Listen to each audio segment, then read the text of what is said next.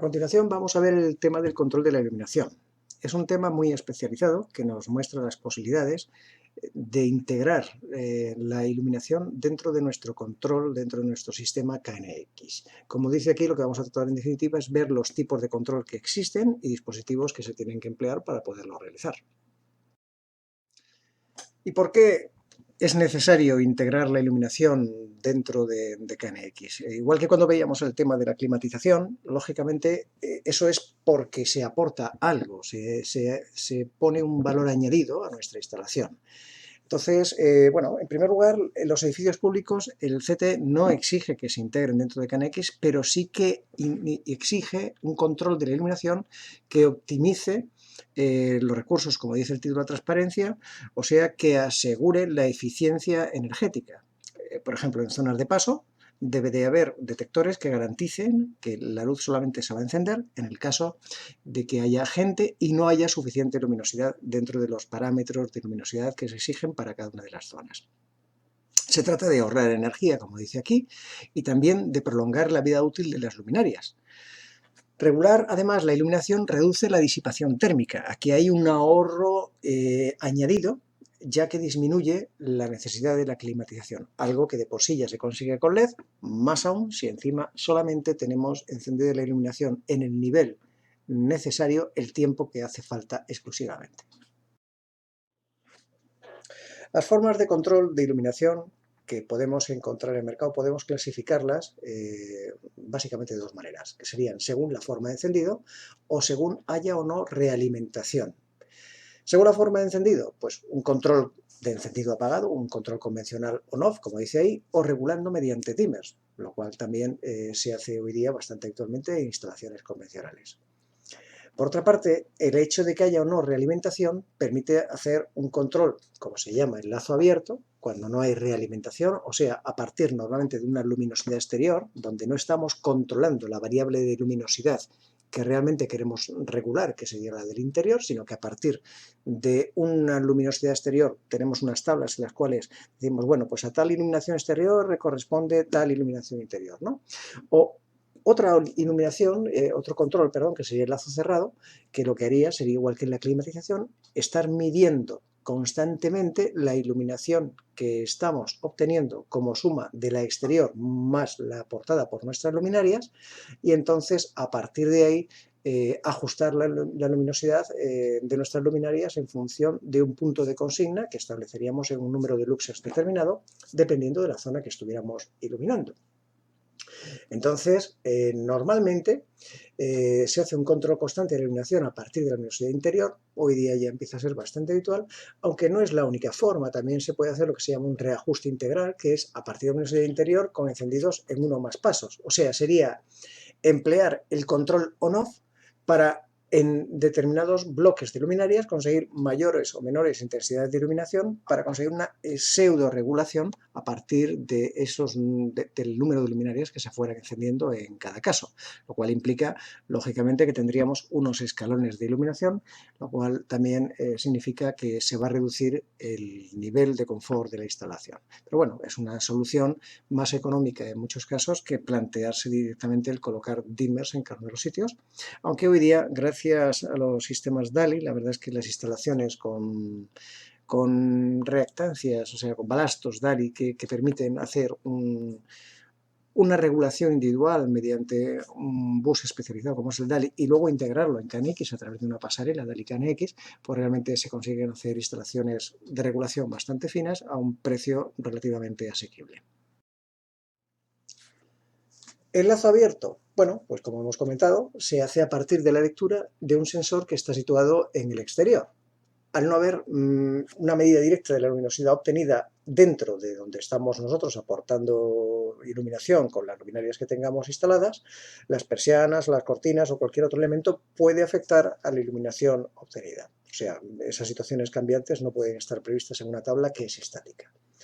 ¿Formas de hacer un control de luminosidad en lazo abierto? Pues con un control continuo, o sea, poniendo una regulación interior proporcional a la iluminación exterior o hacerlo mediante lo que decíamos antes, integral reset, o sea, hacerlo en dos o más pasos. Aquí tenéis unas gráficas en las que os explica el valor de atenuación a partir del sensor de luz. Vamos, a medida que hay más luz medida, pues vamos a disminuir lo que es el valor que tenemos en el dimmer. Y aquí pues vamos a tener también que en función de los luxes medidos en el exterior, vamos a tener un valor de conmutación. A partir de un determinado valor, nosotros lo que vamos a conseguir es, o sea, lo que vamos a hacer va a ser apagar la luminosidad y por debajo de un determinado valor vamos a encenderlo.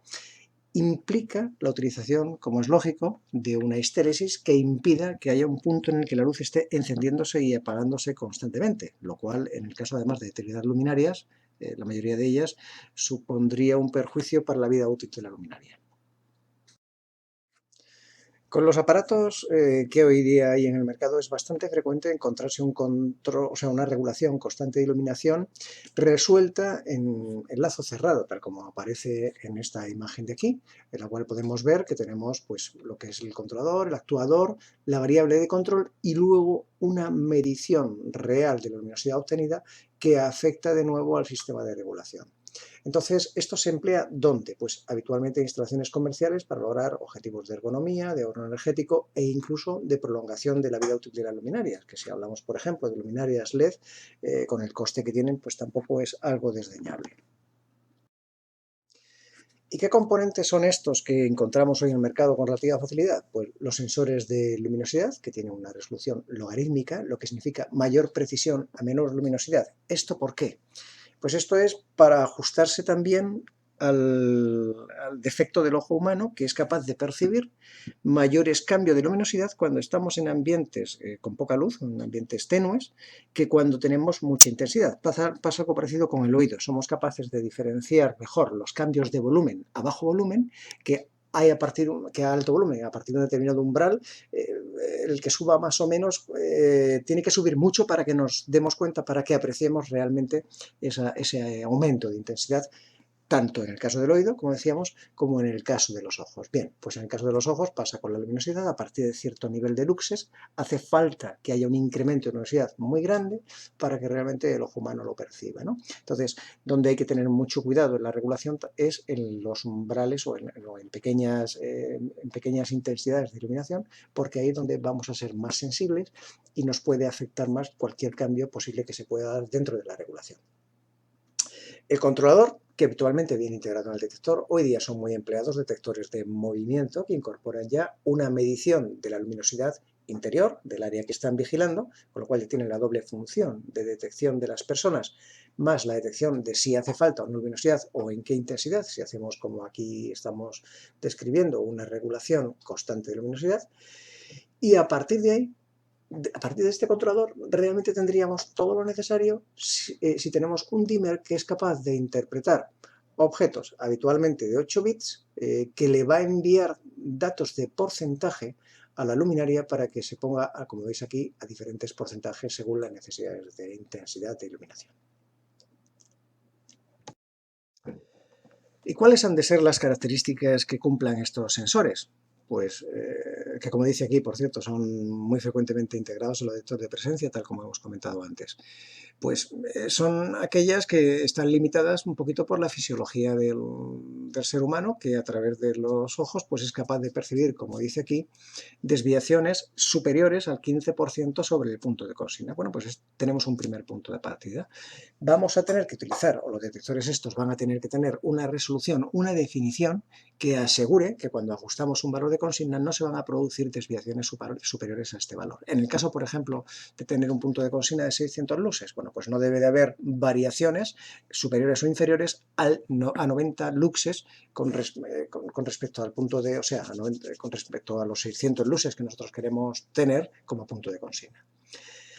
Esto además hay que tenerlo en cuenta a la hora del ajuste. No podemos hacer un ajuste en saltos mayores del 15% porque el usuario lo va a percibir como saltos en la regulación que van a resultar bastante incómodos. Con lo cual son dos aspectos que tienen que cumplir tanto en el nivel de regulación como en la precisión que van a tener en la medida, ¿no? ¿Y cuál es la luminosidad que ellos van a medir? No van a medir directamente la que emite los lúmenes que nos da la luminaria, lógicamente. Lo que tenemos que medir es la luz reflejada en aquellas superficies sobre las que estamos proyectando nuestra iluminación con las luminarias. Esto es un poquito complicado por muchas razones, pero entre otras, la primera de todas es porque habitualmente nosotros vamos a trabajar sobre una mesa que va a tener un color y una textura, y muchas veces cuando vamos a hacer este ajuste todavía no está puesto el mobiliario y nos encontramos que tener la medida reflejada sobre un suelo cuya textura y cuyo color puede diferir totalmente del final que luego va a tener la instalación, ¿no? En principio el detector está bien planteado, es un detector de techo habitualmente que tiene el sensor de iluminación apuntando hacia abajo, con lo cual realmente está dispuesto para recoger la iluminación reflejada por las luminarias, pero es fácil que una vez que la instalación esté resuelta o terminada, pues tengamos que hacer ajustes sobre la puesta en marcha inicial para ajustar definitivamente estos valores y dejarlos de una forma adecuada. Estos cabezadetectores en teoría deberían de tener una ganancia variable. Hoy día la mayoría, vamos, los que yo me he encontrado los detectores, esto no lo tenemos desde el punto de vista de control analógico, antes del conversor analógico digital. Es un ajuste, por así decirlo, hardware que ya viene resuelto de fábrica, ¿no? Ya el fabricante se encarga de dárnoslo ajustado de una manera bastante precisa, y lo único que en todo caso nos permite, mediante el ETS, ajustar la ganancia para ajustar también el valor de la medida tomada al valor en luces que pueda mostrarse en una visualización, perdón, que esto va a depender de múltiples factores en función de la superficie reflejada, etcétera, ¿no? El envío de todo esto se puede configurar como envío cíclico, que periódicamente se envíen estos valores, o cuando se produzca un determinado cambio sobre la luminosidad, que a partir de ese momento pues se envíe el valor de luminosidad, o incluso de una manera mezclada entre ambas opciones, hacer cada vez que se produzca un cambio significativo, y además si pasa mucho tiempo sin que haya un cambio, pues lo mejor también hacerlo cíclicamente para asegurar, por ejemplo, la actualización de determinadas visualizaciones, etcétera. Y en cuanto a los dimmers, ¿qué es lo que tenemos que tener en cuenta? Bueno, pues lógicamente el tipo de carga que se va a regular. No es lo mismo una bombilla de incandescencia o una halógena, que al final también es una luminaria, es una lámpara de incandescencia que tiene un filamento que se pone al rojo blanco y emite una intensidad de luz con las consiguientes pérdidas térmicas, por supuesto. Una carga inductiva, los halógenos tradicionales que tienen o que tenían, ya hoy día se empiezan a ver cada vez menos, un transformador de 12 voltios bobinado, o los fluorescentes de toda la vida que también tenían su balasto bobinado, también otro tipo de luminarias a extinguir, y los de carga capacitiva que cada vez son más frecuentes en las instalaciones, que son pues los halógenos de 12 voltios que tienen un transformador electrónico, los de fluorescencia con balasto electrónico, o sea, fluorescentes que tienen un balasto electrónico ya sea regulable o no, y por supuesto las luminarias LED con sus drivers, que pueden ya sean RGB o blancos o como sean, o de 230 o 224 voltios, que admiten incluso de 230, como dice aquí, algunos dimmers universales que son capaces de controlar cargas resistivas, inductivas e incluso capacitivas, ¿sí? Pues en cualquiera de todos estos tres tipos, ¿sí? Tendremos que tener en cuenta que nuestro dimmer tiene que ser capaz de soportar ese esfuerzo que supone el controlar y el regular, como vamos a ver, una carga capacitiva.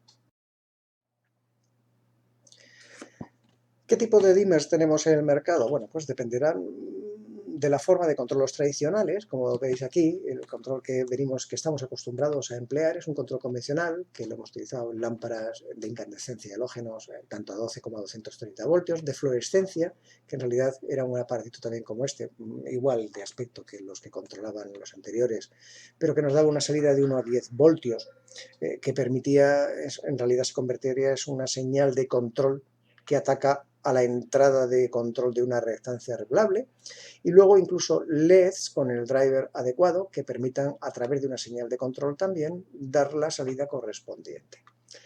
Pero la tendencia, y desde luego en este curso lo que vamos a ver nosotros, es el utilizar dimmer que estén telemandados por bus, ya sea KNX, DAL y DMX. Aquí en la imagen tenéis tres modelos diferentes de de dimmer que se conectan directamente a la búsqueda NX. Aquí tenéis dos modelos de Zenio, uno para cargas convencionales o universales, que permite también determinados LED de 230 voltios, e incluso uno ya especializado para LED, que te da control sobre tres tiras blancas o tres LEDs blancos, o sobre un LED RGB. Cualquiera de los dos sí puede utilizarse, o este de BES también, que te permite también tener una regulación sobre dimmers convencionales, o sea, perdón, sobre luminarias convencionales. Hemos estado hablando y diferenciando todo el rato que el dimmer tiene que tener unas características diferentes en función de que vayamos a utilizar cargas inductivas o cargas capacitivas. ¿Y esto por qué es? Bueno, muchos de vosotros ya lo sabréis. Para los que no lo sepan, simplemente comentaros que el problema se trata de evitar, por así decirlo, los esfuerzos derivados del exceso de corriente que se producen cuando desconectamos o cuando conectamos la carga. ¿Y esto qué tiene que ver con la regulación? Pues mucho porque, por ejemplo, en las cargas inductivas, como pueda ser un fluorescente a la antigua usanza, ¿no? Un fluorescente que tiene una reactancia bobinada, ahí lo que tenemos es una inducción muy fuerte, que como todas las bobinas se oponen a los cambios de estado eléctrico, retrasando, sí, la corriente con respecto a la tensión. ¿Esto en qué se traduce? Se traduce en que la bobina, cuando tú le quieres quitar la tensión, ella lo que hace es aportar una tensión que compense esa retirada de tensión tuya. Es lo que nosotros podemos apreciar cuando tenemos en una instalación de fluorescentes convencionales y le damos al interruptor despacito para asegurarnos de que puede haber un chisporroteo importante. ¿Qué es lo que hacemos? Abrimos el circuito, toda esa tensión sumada que tenemos de red más la producida por la bobina se sitúa en ese momento en bornas de los contactos del interruptor y por eso podemos apreciar que a veces incluso se puede llegar a ver el resplandor dentro del mecanismo del interruptor. Ahí tenemos que ese chispazo, ese arco que surge entre los dos contactos, genera un calor muy importante que puede llegar a fundir los contactos. A nivel electrónico no existe ese contacto, pero sí que los componentes tienen que soportar ese exceso de tensión que se va a producir, ¿no?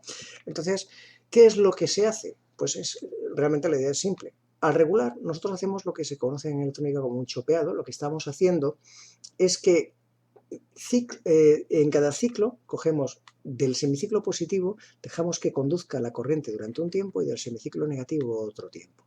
Pero ¿cuándo cortamos? Bueno, en una carga inductiva, si nosotros lo que hacemos es conectar cuando la tensión de red va por aquí, esto sería la tensión de la red, ¿no? Que oscila entre más 325 y menos 325 para tener una tensión eficaz de 230 voltios, pues si conectamos cuando estamos, por ejemplo, a un cuarto de periodo, tanto en el semiciclo positivo como en el negativo, ¿qué es lo que va a pasar? Que la bobina se va a oponer al paso de corriente, con lo cual, aunque nosotros aplicásemos esto, realmente la intensidad pues no iba a crecer muy de golpe, directamente iba a ir despacito a la marcha de esta luminaria de aquí. No iba a haber una tensión de pico que se opusiera, sino lo que va a hacer va a ser que la corriente empiece a circular de forma progresiva, evitando picos de corriente en nuestro aparato regulador, ¿no?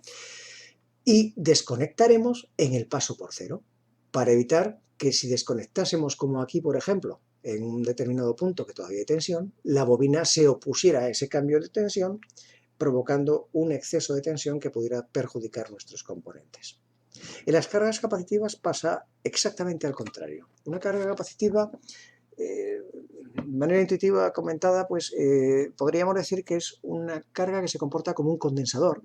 Y un condensador, cuando está en reposo, cuando no tiene carga, y le aplicamos tensión entre sus bornas, en realidad se comporta casi como un cortocircuito, hasta que se carga. En el momento en que se carga, interrumpe el paso de corriente y si la corriente es continua, es como si fuera un circuito abierto. En el caso de que fuera corriente alterna, dependeremos de la reactancia capacitiva, el que tenga mayor o menor oposición al paso de la corriente, que es una cosa que está relacionada con la frecuencia, en fin, no sé si recordáis de electrotecnia, pero que en definitiva, según la capacidad de nuestro condensador, pues vamos a tener que va a ofrecer una, entre comillas, resistencia, en realidad se llama una reactancia capacitiva, al paso de la corriente. El problema lo vamos a tener, pues, en el momento de la conexión. Con lo cual, ¿qué es lo que vamos a hacer? Vamos a conectar en el paso por cero y vamos a desconectar cuando el condensador esté cargado. En principio, eso es la situación más favorable para poder trabajar un condensador evitando de esta forma los picos de corriente que se nos pudieran producir si aplicamos, imaginar, 325 voltios de golpe sobre un condensador que está descargado, o peor aún, que tiene una carga en sentido contrario. De esta forma nosotros estamos limitando la corriente que tienen que soportar los componentes electrónicos que participan en la regulación, los componentes electrónicos de potencia, que aún así se nos van a calentar. Esto es importante tenerlo en cuenta durante la instalación, ya que estos aparatos van a disipar calor. Entonces, pues por ejemplo, a lo mejor no se pueden colocar dos juntos porque el calor acumulado entre ambos es superior a lo que puede disiparse, imaginaros, dentro de una caja de distribución, ¿no? Es mejor a lo mejor irse a un aparato que ya tenga 2 canales o 4 canales de regulación, que ya en principio está pensado para ser capaz de disipar el calor que se va a generar durante esta regulación. Eso ya me da igual, tanto en cargas capacitivas como inductivas, aunque cada vez más lo que vamos a tener siempre van a ser cargas capacitivas porque es la tendencia de las luminarias actuales. Los que no saben cómo se conexiona un dimmer, bueno, pues podemos tener un dimmer de incandescencia o halógeno, como tenemos aquí mostrado, que habitualmente se conecta en serie, por así decirlo, con la luminaria que controlamos. Este dimmer suele tener este aspecto, ¿sí? En un dimmer convencional, quiero decir, entonces se alimenta su electrónica a partir de una derivación que saca de la corriente que luego manda a la luminaria. O sea, esto tiene un consumo electrónico muy pequeñito y entonces tenemos aquí que hay un pulsador con el cual apretando y soltando conseguimos encender o apagar la luz en el punto en el que la hayamos dejado habitualmente, y girándola podemos cambiar la intensidad de la bombilla. Si lo que tenemos es un dimmer de fluorescencia, en realidad tenemos dos componentes. Necesitamos una reactancia que tenga una entrada de control, como veis aquí, más o menos, a la cual vamos a enchufar la salida de control, que va a ser típicamente de 1 a 10 voltios, y él se va a encargar de controlar la corriente que ha de pasar previamente al cebado por los dos filamentos para ionizar lo que es el interior del tubo, y después retirando la corriente de cada uno de los dos lados del filamento para, aplicando una tensión muy elevada, automáticamente cebar el primer arco y a partir de ahí regular la intensidad que va a pasar todo el rato con el fluorescente. Todo eso hecho mediante un control electrónico. Y como os digo, hay una gran diferencia porque aquí lo que tenemos que tener por un lado es el control de la corriente que pasa, o sea, la corriente 230, encenderemos y apagaremos la luminaria en el nivel en el que esté, y luego con esto lo que haremos será ajustar la regulación, todo ello a partir de la información que lógicamente le demos, pues simplemente o pulsando este pulsador o girándolo, que será un pulsador que tendrá, como digo, un aspecto muy parecido al del dimmer de incandescencia, cuando no igual, dependiendo del fabricante. Si en cambio hablamos de una reactancia que tiene un control digital, como en el bus CAN-X, ya evidentemente, pues como todo en CAN-X, requerimos de dos componentes. En este caso necesitaríamos lo que es el componente con el cual vamos a mandar las órdenes. Puede ser este pulsador, pueden ser 20 pulsadores como este, puede ser, además de estos 20 pulsadores, unas cuantas escenas o una llamada desde un móvil, una visualización, como queráis, pero en cualquier caso, elementos que manden órdenes al bus, donde va a estar conectado el dimmer CAN-X. Bien, este dimmer CAN-X al final se va a comportar como el pulsador que veíamos antes, ese botón que girábamos, que lo que pasa es que va a interpretar los valores que le lleguen por aquí de subir, bajar o ponerse un determinado valor o encender o apagar para intervenir sobre la misma reactancia regulable que empleamos antes. Con lo cual en CAN-X en realidad estamos añadiendo un componente más, porque además de tener el dimmer como tal, tendremos que tener el dimmer y los elementos que realmente le mandan las órdenes al dimmer para que éste las ejecute y trabaje sobre el fluorescente igual que hemos visto antes. Si lo que tenemos es ya lo diré, un driver de LEDs, ¿sí? Por ejemplo, un driver para RGB, pues en primer lugar, las órdenes que demos pueden ser de cualquier pulsador. Incluso podríamos grabar en este pulsador hasta 4 escenas de color para luego mandarlas directamente a través del dimmer RGB. En este caso, este dimmer, que en realidad se suele llamar driver, ya es capaz de recibir las órdenes del bus, con lo cual no necesitamos dos aparatos. En todo caso, muchos de estos drivers, ¿sí? Como este decenio, requieren de una fuente auxiliar, una fuente que nos proporcione la tensión realmente que aplicamos a la carga, a la tira LEDs, por ejemplo, ¿sí? que no es la tensión de regulación. Quiero decir que hay una parte electrónica que directamente se comunica con el bus, que está alimentada incluso por ella, y luego está lo que es la corriente que circula por nuestra carga, o sea, la de potencia, que es la que gestiona nuestro driver. Todos estos drivers de LEDs o dimmers que estamos empleando en diferentes tipos de luminarias, pues al final en domótica, en KNX, para lo que lo vamos a emplear será, como hemos dicho, para hacer una regulación constante, que es el objetivo de todo ello, ¿no? Entonces, ¿cómo tenemos que instalar los sensores de luminosidad? Bueno, en estas imágenes que tenemos dentro de los manuales oficiales de la asociación, tenemos que se está empleando un sensor de luminosidad que es muchas veces independiente del bus, que va directamente conectado a lo mejor a lo que es la propia reactancia o el propio dimmer de control, ¿no? Ya digo que habitualmente hoy día lo que estamos empleando más que esto suele ser un detector de presencia que tiene incorporado el control o la medición de la luminosidad ambiente. Pero en cualquier caso, estos consejos siguen siendo válidos. O sea, lo que no podemos es apuntar el sensor hacia la luminaria, sino que tendremos que apuntarla hacia la zona de trabajo, procurando evitar que le llegue directamente la iluminación del exterior, porque si no, estamos falseando la medida. En el caso de que tengamos varias luminarias que tengan que trabajar con distinta proporción de luz exterior, porque estén más o menos alejadas, por ejemplo, de las ventanas, se puede emplear alguna de las soluciones en teoría, que sería emplear sensores con varias salidas de regulación. Esto sería bastante idóneo, ¿no? En el sentido de que el mismo sensor ya mandaría una salida proporcional, ¿sí? Que ya ajustaríamos durante la puesta en marcha cada una de las tiras de luminarias en función de la distancia de estas a la ventana. Emplear un sensor por cada fila, nada recomendable, porque aquí tendríamos solapes de iluminación, o sea, interferencias en la regulación. Sería tan complicado hacer esto como, por ejemplo, hacer un control de climatización con dos termostatos, que cuando uno mandase subir, el otro viera que sube la temperatura y mandara bajar, al final sería un lío, ¿no? O emplear un único sensor en una instalación basada en maestro-esclavo, con lazo abierto o cerrado, daría igual que al final, a partir de un determinado valor, si los otros pudiéramos nosotros ajustar un offset en el dimmer, de manera que hubiera siempre una diferencia de regulación con respecto al maestro. Los que ya se han visto envueltos en alguna puesta en marcha en la que han tenido que hacer un ajuste de luminosidad, ya han visto realmente la complejidad y la dificultad de a veces obtener una regulación fina que llegue a cumplir lo que nosotros buscamos.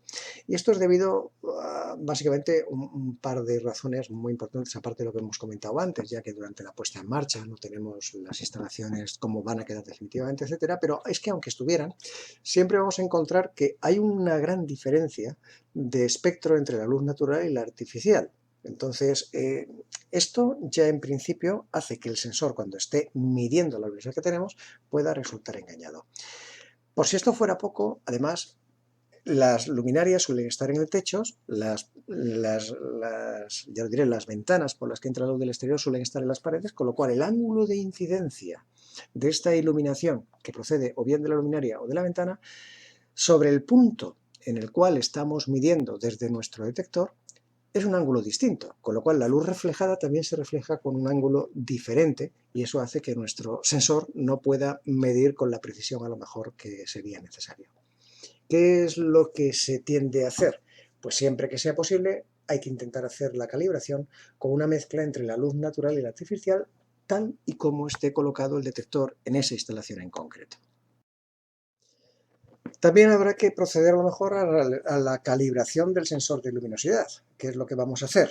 Una vez que está puesto, pues lo que vamos a hacer va a ser habilitar para la puesta en marcha y enlazar un objeto de calibración que tenga el propio aparato a través del ETS y cargar el programa en el sensor para que realmente este objeto quede asociado a la dirección de grupo que le hemos puesto y podamos utilizarlo. Entonces, si hay persianas, que claro, ya empezamos con limitaciones, si hay persianas, lo que habría que hacer sería encender las luces y bajar las persianas. Y si no, pues a lo mejor hay que esperarse a que sea de noche para encender las luces. Se sitúa entonces un luxómetro, un aparato de medición de luz independiente nuestro de cierta precisión, bajo el sensor, apuntando sobre la superficie reflejada, que es la que tenemos que medir. Y empezamos, incluso desde el ETS, a subir la iluminación, vamos atacando directamente en la dirección de grupo del dimmer, para que vaya incrementando esa iluminación hasta que llegue al 50% del valor de la consigna deseada en el sensor que tenemos en nuestra instalación colocado, no en el luxómetro, ¿sí? En este caso, por ejemplo, si quisiéramos tener 500 luxes, nuestro detector de presencia de luminosidad debería estar midiendo unos 250 luxes. Con esta medición tendríamos ahora que levantar las persianas o esperar a que se hiciera de día para que el luxómetro alcanzara el valor correcto de la consigna, o sea, 500 luxes. O sea, esperaríamos a que empezara a amanecer y a los 500 luxes, en ese momento, mandaríamos el correspondiente telegrama al objeto de calibración del aparato sensor para que quedase allí diciendo este es el valor que tenemos y él devolvería el valor de consigna que realmente tiene parametrizado, que luego nosotros podemos reajustarlo para que coincida con el valor de consigna que nosotros queremos. Solo nos faltaría, desde el punto de vista de KNX, cómo realizar esta regulación que, como siempre, en KNX lo vamos a hacer a partir de dos elementos como mínimo. Uno que es el que toma la medida y manda la orden de regulación y el otro que es el que la recibe y obra en consecuencia.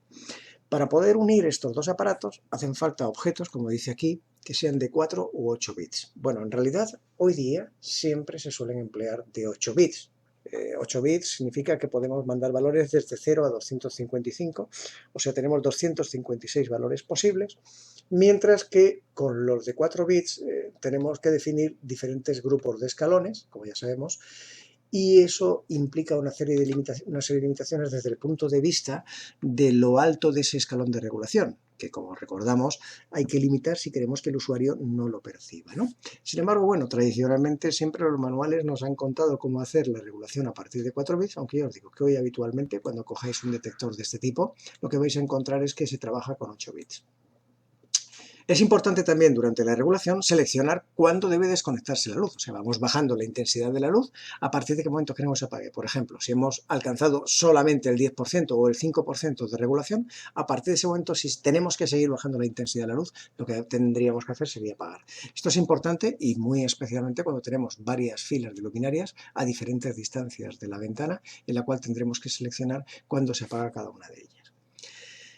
En cualquier caso, cuando hacemos una regulación, tenemos que garantizar siempre una transición suave. El problema lo tienen en esta transparencia, lo vemos aquí, cuando en los manuales que tenéis explica cómo hacerlo con 4 bits, ya que dice, por ejemplo, si empleamos telegramas, y aquí estamos utilizando ese objeto de regulación que recordamos en el curso básico, utilizábamos para subir y bajar la intensidad a partir de un pulsador o de dos pulsadores, ¿no? Subir y bajar la intensidad, encender y apagar.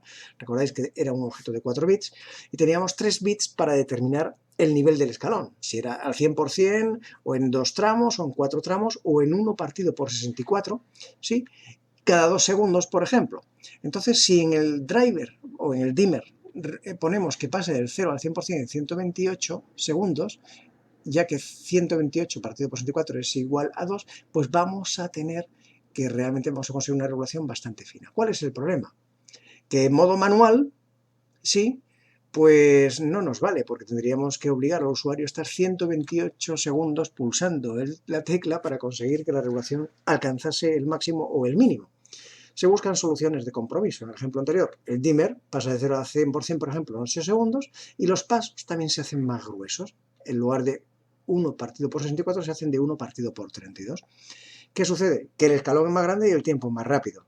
Las luminarias que tienen mucha intensidad pueden producir cambios en cada cambio de regulación que superen el valor de la histeresis de luminosidad que tenemos configurada en nuestro detector, y eso va a provocar continuas fluctuaciones. Incluso en el mejor de los casos, aunque no lo hubiera, esos escalones a lo mejor ya son percibidos como molestos por parte del usuario. ¿Y qué tipo de control, qué tipo de algoritmo de control emplean estos elementos? Pues esto está muy condicionado por el tema de la falta de inercia. Al contrario que en climatización, que teníamos una inercia bastante grande en la regulación, si nosotros le cortamos la entrada de agua a un radiador de agua caliente, vamos a tardar bastante tiempo en percibir el cambio en el radiador, y como los incrementos de temperatura no son exagerados con respecto al ambiente, pues también vamos a tardar un tiempo en notar eso en las condiciones de climatización ambientales, ¿no? En iluminación eso no pasa. En iluminación, según subimos la intensidad, se va a percibir. Los cambios van a ser, por tanto, muy bruscos. Entonces, el control proporcional e integral que se empleaba en climatización ya no es válido, mucho menos el derivativo, que es una regulación que reacciona a las tendencias. Quiero decir, cuando la luz bajara demasiado deprisa porque se está anocheciendo, entonces a lo mejor esto compensaba y lo que hacía era intensificar el incremento de encendido de la luminaria, o a la inversa, cuando la luz aumentase, pues lo que hacía era incrementarla a bajar, ¿no? De manera, la regulación en la bajada. Lo que significaría que tendríamos unas oscilaciones muy fuertes que serían percibidas. Incluso el control proporcional produce una desviación sistemática que estaría todo el rato oscilando, sube, baja un poquito. Con lo cual se utiliza solamente un control integral, que lo que va haciendo va a ser mirando en periodos de tiempo los cambios que se han producido con respecto al punto de consigna. Y esto, como hemos dicho, se puede hacer con objetos de 4 bits, ¿sí? Que es el DPT3007, que es el que decíamos que se emplea habitualmente hoy día para subir y bajar a partir de un pulsador, que para evitar variaciones bruscas tenemos que ir a anchos de paso no mayores de 1 partido por 64 o de 1 partido por 32, y aquí estaríamos ya en el límite, sobre todo en función de la velocidad que le diéramos de regulación a nuestro dimmer, o, que suele ser lo más frecuente, con objetos de 8 bits mediante envío cíclico y o por eventos, que tienen evidentemente mayor resolución porque los pasos son más cortitos y tiene por tanto saltos de luminosidad menores. Independientemente de que hagamos un control lazo abierto o cerrado, cuando tenemos luminarias distribuidas en filas, tenemos que hacer algo para compensar la diferencia que hay de luminosidad desde las luminarias que están situadas cerca de la ventana a las que están más alejadas. Lógicamente aquí el aporte de luz natural es mayor que el que hay aquí, y eso hay que compensarlo además a lo largo de toda la regulación, ¿no? Entonces el sensor, como está aquí puesto, estaría apuntando a una zona que estaría cerca de la ventana, procurando evitar la influencia directa de las luminarias que tienen a los lados, ¿no? Entonces, este sensor se emplearía sobre la fila que estuviera más cerca de la ventana, que sería el maestro, por así decirlo, sería el valor de regulación, y estos de aquí se ajustarían con un offset de regulación que permitiesen incrementar la luminosidad para el mismo valor de regulación que en cada caso le estuviéramos enviando a este. Ya digo que eso independientemente de que estemos hablando de una regulación en lazo abierto o cerrado. El lazo abierto con un sensor en el exterior, o el lazo cerrado, que sería el de la imagen, que tendríamos un sensor aquí situado en el interior de la estancia que queremos iluminar.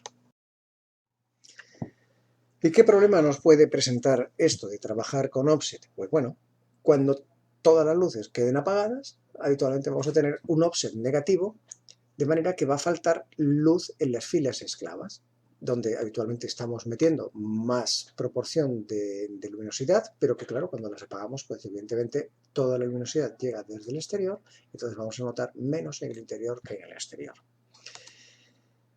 Cuando todas las luces estén encendidas, con offset, lo que vamos a tener en realidad va a ser un offset positivo, porque si tenemos aquí esto, lo que vamos a tener son que, como aquí le vamos a meter un 20%, aquí un 40%, habrá un punto a partir del cual, por ejemplo, esto esté al 80%, en el cual aquí tendremos más luminosidad de la requerida, ¿sí? Y que siempre, pues, desde el punto de vista del confort, lógicamente es mejor, lo que supone también un decremento de lo que es la eficiencia energética, ¿no?